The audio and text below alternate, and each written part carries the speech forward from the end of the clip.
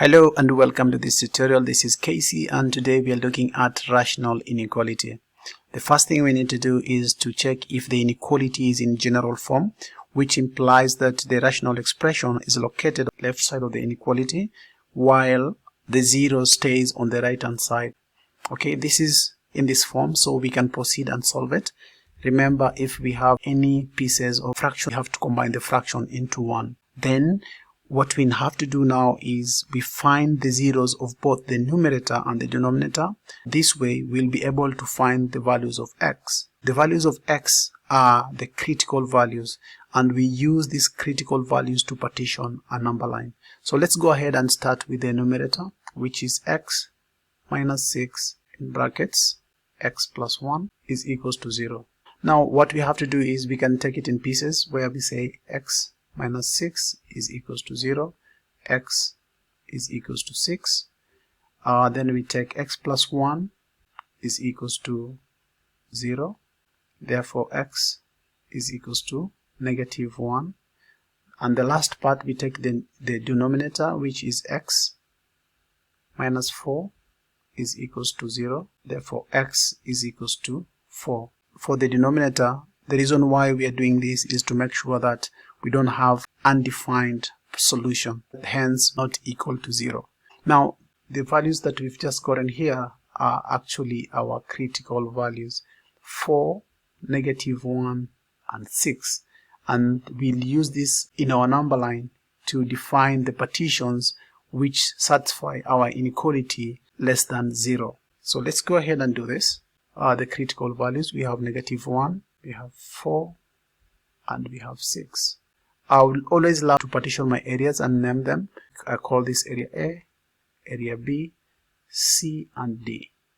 Now all we have to check is, are these values satisfying values less than 0? Is the partition B satisfying values less than 0? As partition C and D satisfying our inequality less than 0? And this is the intention of our partition. So let's start with the partition A is anything less than 1. We pick negative 2. Negative 2 minus 6 is negative 8. We're getting a negative value. And then negative 2 plus 1 is also a negative value. Then we divide by, the denominator is negative 2 minus negative 4. We get a negative value. That is for the partition A. For partition B, we are going to take values between negative 1 and 4. I'll pick 0. 0 minus 6 is a negative value. In brackets, 0 plus 1 is a positive value. Divided by 0 minus 4 is a negative value. Next, we go to partition C and we pick a number in between 4 and 6. We get 5. 5 minus 6 is negative value. And then we go to 5 plus 1 is a positive value. Divided by 5 minus 4 is a positive value.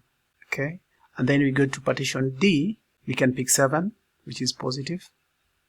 7 minus 6 is a positive value, and then 7 plus 1 is a positive value, and also 7 minus 4 is a positive value.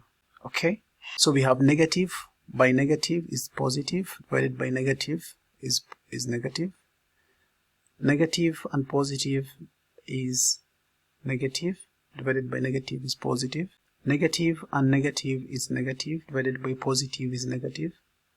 And this one is all through positive, so we know it's a positive value.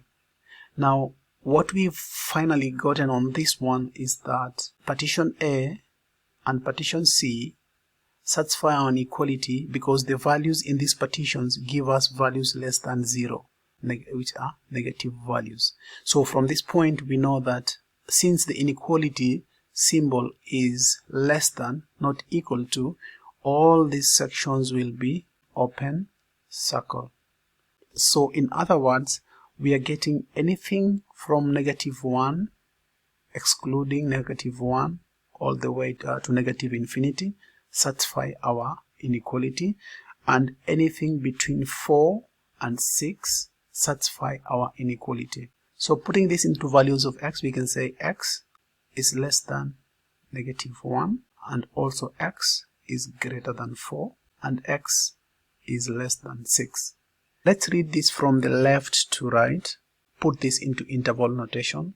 we have negative infinity, comma, -1. We close with a round bracket, union 4, round bracket, up to 6.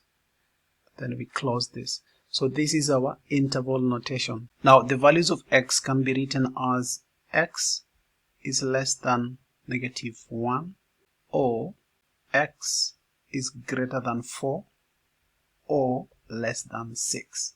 So this is also how we can represent these two as our solution. Thank you guys for your time, and see you in my next video.